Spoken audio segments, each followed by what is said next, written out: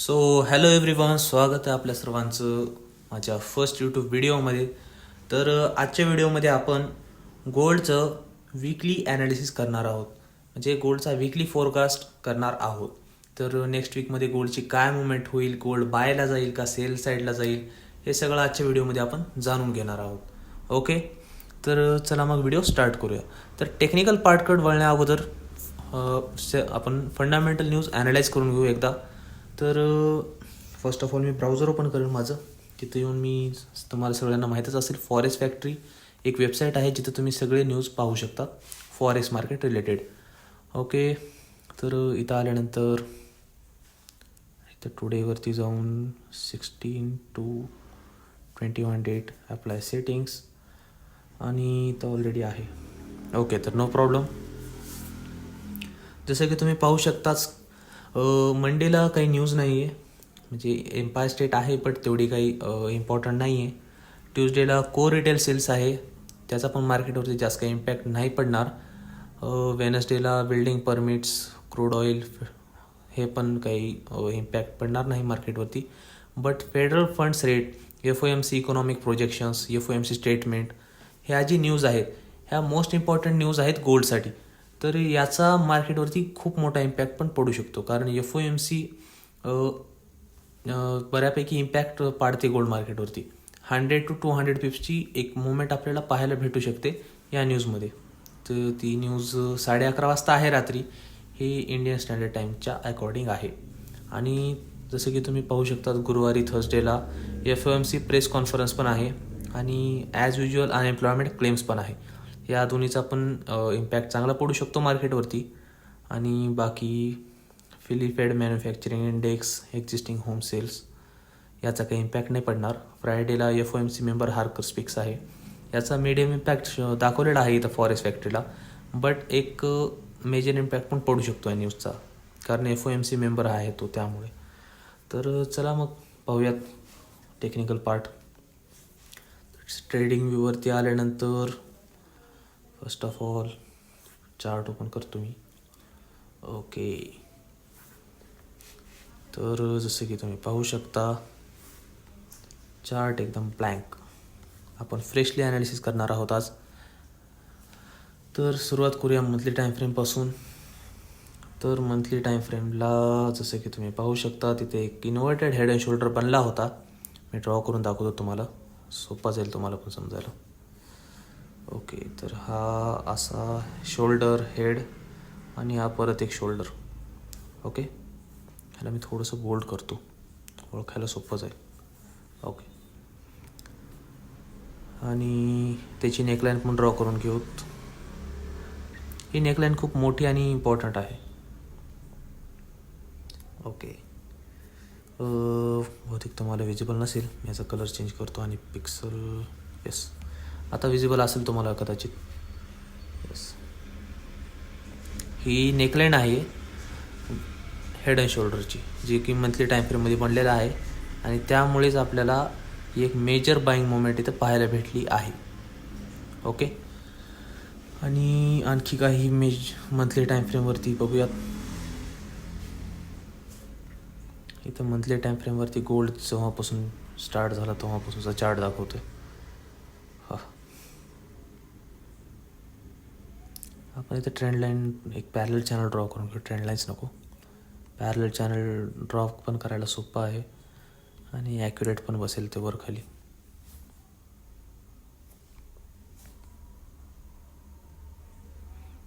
Okay, तर इथून draw करूयात आपण पॅरलल चॅनल,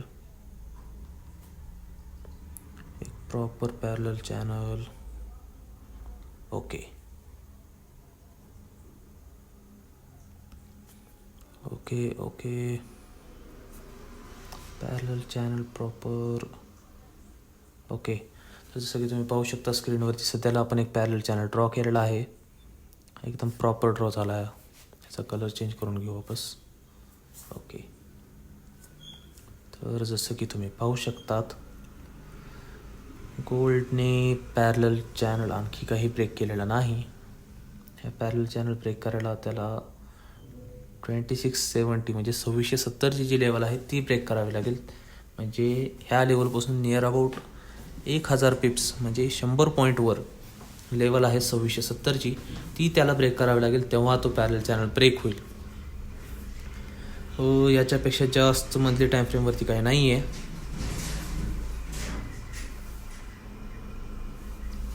ओके, तर मंथली टाईम फ्रेमवरती याच्यापेक्षा जास्त काही दिसत नाही आहे मला. ओके, आपण हे लास्ट मंथचा एक हाय ड्रॉ इथं करून घेऊ, जो की 2532चा दाखवत आहे इथं, बट इथं 2531चा दाखवतो आहे ट्रेडिंग व्ह्यूवरती. ओके, हा 31.90 म्हणजे नियर अबाउट 32 ते 2532चा जो हाय आहे तो इथं लास्ट मंथचा हाय आहे. बघूयात वीकली टाईम फ्रेमवरती आपल्याला काय सापडतं का. ओके, तर वीकली टाईम फ्रेमवरती आल्यानंतर फर्स्ट ऑफ ऑल जो आपण एक ड्रॉ केला आहे इथं हाय लास्ट मंथचा, तो जवळपास मार्केटने लास्टचे 3 आठवडे ब्रेक केलाच नाही. हा जो 4था आठवडा म्हणजे लास्ट वीक गेला त्यामध्ये मार्केटने एकदम त्याला ब्रेक केलं. तर वीकली टाईम फ्रेमवरती याची अशी पॉसिबिलिटी येते की बाबा मार्केट, एक मिनिट मी ड्रॉ करतो, मार्केट इथून रिट्रेसमेंट गेली या लेवलपर्यंत 2332 आणि इथून एक बाईंग साईड मुवमेंट देईल आपल्याला नियर अबाउट 2600. ओके, हे पहिली पॉसिबिलिटी आहे वीकली टाईम फ्रेमची. आणि खाली वीकली टाईम फ्रेमवरती आपल्याला एक FVG पण आहे, ऑर्डर ब्लॉक पण आहे. आपण दोन्ही ड्रॉ करून घेऊयात.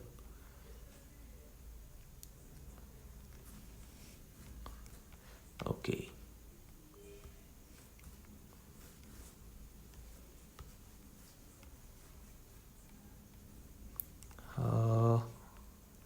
आपण हा एक FVG इथं ड्रॉ केला आहे. हा इम्पॉर्टंट आहे FVG. 2470 पासून त्याची लेवल आहे 2470 पासून ते 2460 पर्यंतची, म्हणजे नियर अबाउट 100 पिप्सची लेवल आहे ती.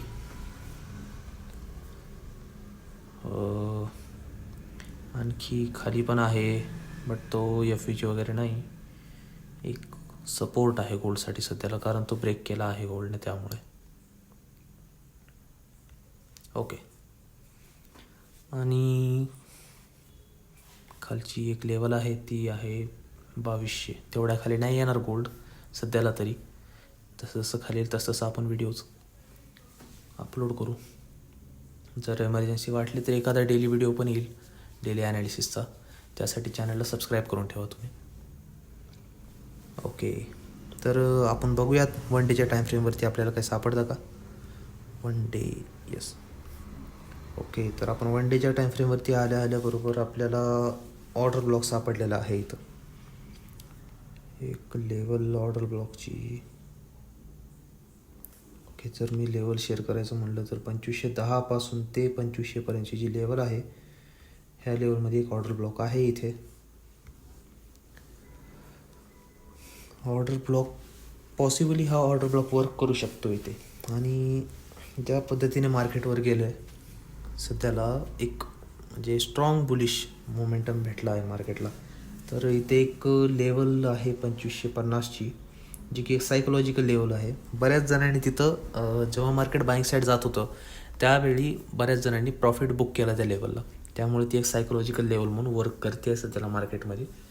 आणि जसं आपण लोअर टाईम फ्रेमला जाऊ तसं आपल्याला बऱ्याच लेवल सापडणार आहेत. त्यामुळे कन्फ्यूज नका हो. जे इम्पॉर्टंट लेवल आहेत तेच आपण मार्क करणार आहोत व्हिडिओमध्ये. जर तुम्हाला पण माझ्यासारखं ॲनालिसिस शिकायचं असेल तर आपल्या यूट्यूब चॅनलला सबस्क्राईब करायला विसरू नका. तुम्ही माझे ॲनालिसिसचे व्हिडिओ बघून पण शिकू शकता. नाहीतर मग मी एक फॉरेक्सची सिरीज चालू करतो, त्याच्यामध्ये बेसिक टू ॲडव्हान्स तुम्हाला फॉरेक्स पण शिकण्यात येईल आणि टेक्निकल ॲनालिसिस पण शिकण्यात येईल. ओके, तर 1 डेवरती याच्यापेक्षा जास्त तर काही नाही आहे. बघूया 4 आवरवरती आपण. तर 4 आवरच्या टाईम फ्रेमवरती हा जो आपण म्हटलं की बाबा 2331चा झोन, खरं तर हेच जो हे नाही पाहिजे, रेजिस्टन्स नाही पाहिजे. इथे एक डिमांड झोन यायला पाहिजे. Okay, okay. तर इथे एक आपण तो जी लाईन ड्रॉ केली होती मंथली हायची, त्याला रिमूव्ह करून एक डिमांड झोन ड्रॉ केलेला आहे सध्याला. कारण ही एक, मी तुम्हाला रिझन पण सांगेन तसं का केलं. कारण जसं तुम्ही इथं बघू शकता 4 आवरच्या टाईम फ्रेमला, ओके, एवढा पार्ट इथं जवळपास मार्केट 20 तारखेपासून म्हणजे 20 ऑगस्टपासून ते 11 सप्टेंबर जवळपास 2-3 आठवडे याच रेंजमध्ये खेळलं मार्केट. आणि हा झोन काही ब्रेक नाही केला मार्केटने. कोणता? 2500 ते 2532पर्यंत हा झोन मार्केटने ब्रेकच नाही केला. जवळपास मार्केटने त्या झोनला 6 ते 7 वेळा रिटेस्ट केलं. आणि लास्ट वीकला मार्केटने एक लो बनवला 2400, एक मिनिट, लास्ट वीकचा लो एवढा नाही, 2484चा लो बनवला. इथं पण एक झोन आहे, एक मिनिट ड्रॉ करतो.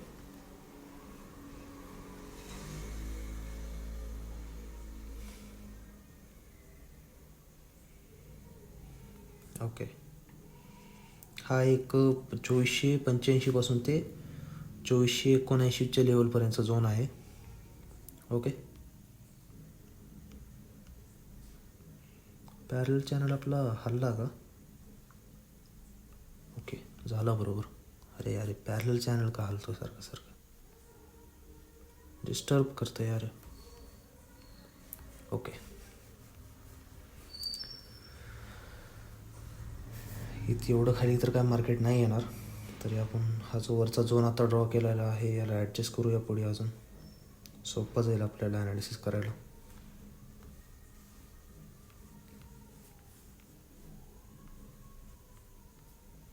एक मिनिट, पॅरल चॅनलचं काहीतरी करावं लागेल. मंथली टाईम फ्रेमला जातो. Parallel channel stability current and ट्रूमध्ये. ओके, आता पॅरल चॅनल नाही डिस्टर्ब करणार आपल्याला. हां, ओके. तर जसं की तुम्ही चार्टवरती पाहू शकता, हा 2550 ते 30चा झोन खूप इम्पॉर्टंट आहे गोल्डसाठी. आणि एक्सपेक्टेड आहे की नेक्स्ट वीकला मार्केट सेलिंगला जाईल आणि या झोनपासून बाईंगला फिरायचे चान्स आहेत. बट हा जो 2550चा झोन आलेला आहे मध्ये, तिथून पण मार्केट एक रिजेक्शन घेऊ शकतं. मी हा पहिली पॉसिबिलिटी डिलीट करतो, वापस तुम्हाला एकदा समजून सांगतो इथे नेक्स्ट वीकचं प्रेडिक्शन काय असणार आहे. फर्स्ट म्हणजे मार्केट इथून सेलिंगला येईल या झोनपासून आणि 2550पासून बाईंग. आणि सेकंड म्हणजे मार्केट 2530पर्यंत येईल, 30च्या लेवलपासून कंटिन्यू बाईंग 2600च्या लेवलपर्यंत. ओके, आणखी काही 4 आवरच्या टाईम फ्रेमवरती जे मेजर झोन्स आहेत ते आपण ड्रॉ केले ऑलरेडी, त्यामुळे इथे आणखी काय नाही आहे सध्याला तरी. आणि तुमची एक स्ट्रॉंग बाईंग रॅली भेटलेली आहे. इथं फक्त एक खूप मोठा गॅप पडलेला आहे, ह्याला इम्बॅलन्स एरिया आपण म्हणू शकतो, जो की जवळपास 2522पासून 2540पर्यंतचा आहे, म्हणजे नियर अबाउट 200 पिप्सचा आहे. आणि जे पण आपण demand supply zone support resistance draw केले ते 100 ते 200 पिप्सच्या गॅपनुसार आहेत. कारण जेव्हा FOMCची न्यूज येते ती नॉनस्टॉप 100-200 पिप्सची मुवमेंट वर खाली देऊन निघून जाते आणि त्यामध्ये बऱ्याच जणांचे अकाउंट पण उडतात. तर तुमच्या ट्रेडिंग कॅपिटलनुसार लॉट साईज सिलेक्ट करा आणि सेफली ट्रेड करा. जर तुम्हाला काही ट्रेडिंग रिलेटेड क्वेरी असेल तर कमेंटमध्ये नक्की विचारा. आणि अशाच इन्फॉर्मेटिव्ह व्हिडिओसाठी आमच्या चॅनलला सबस्क्राईब करायला विसरू नका. Thank you for watching.